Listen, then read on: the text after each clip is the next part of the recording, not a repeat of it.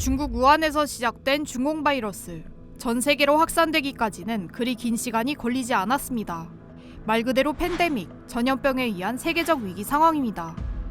이런 가운데 해외 전문가들 사이에서 중공 바이러스가 생화학 무기 개발을 위해 만들어진 인공 바이러스라는 주장이 제기됐고 SNS를 중심으로 광범위하게 퍼졌습니다. 최근 이 주장을 뒷받침하는 새로운 사실이 한 네티즌에 의해 밝혀져 논란이 되고 있습니다. 중국 농업과학원 하얼빈 수의학연구소에서 조류 인플루엔자 바이러스와 신종플루 바이러스를 합성해 127종의 신종 바이러스를 만들었다는 내용입니다.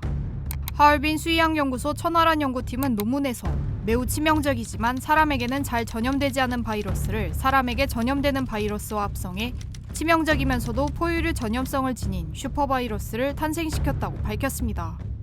또한 합성된 127종의 신종 바이러스 중 3분의 2 이상은 생쥐의 높은 치사율을 보였다고 주장했습니다. 그리고 8종은 공기 전염이 가능했는데 그중 4종은 전염력이 강했다고도 했습니다. 연구팀은 실험 목적에 대해 백신 연구를 위한 것이라고 설명했지만 해당 논문이 공개될 당시 국제적으로 많은 비난을 받았습니다. 전문가들은 이런 치명적인 바이러스에 관한 연구가 중국의 생화학 무기 연구와 관련됐을 가능성을 완전히 배제하기는 어렵다고 말합니다. 대만 입법원 외교국방위원회 왕정희 위원은 중국은 생화학 무기를 개발해왔으며 사스 바이러스 유출도 생화학 무기 개발과 관련됐을 가능성이 있다고 밝혔습니다. 其实你有回溯这些病毒，不管是禽流感或者更早17年前的 SARS 非典，到这一次的武汉病毒，你都发现有人工合成的轨迹，而且抹不去的是，很多人在发表论文的时候都有提到这个事情。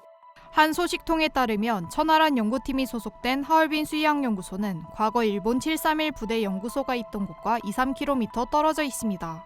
연구소 설립 당시 731 부대 설비를 일부 인수했으며 바이러스 연구에 전념해온 것으로 알려졌습니다. 武汉的 P4 实验室有那样子的能力，而这些研究人员都在一定的时间。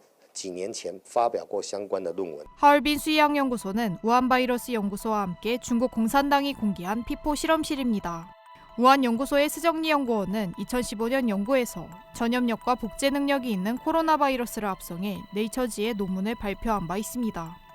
소식통에 따르면 중국 공산당은 1990년 걸프전 이후 미국과의 국방기술 격차를 줄이기 위해 치명적인 바이러스 연구를 지시했습니다.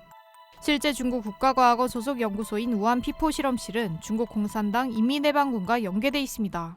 My guess is that they were researching SARS and they weaponized it further by giving it gain of function properties, which means it could be more lethal. 중공 바이러스가 전 세계를 휩쓸고 있는 가운데 바이러스가 인공 바이러스라는 의혹은 수그러들지 않고 있습니다.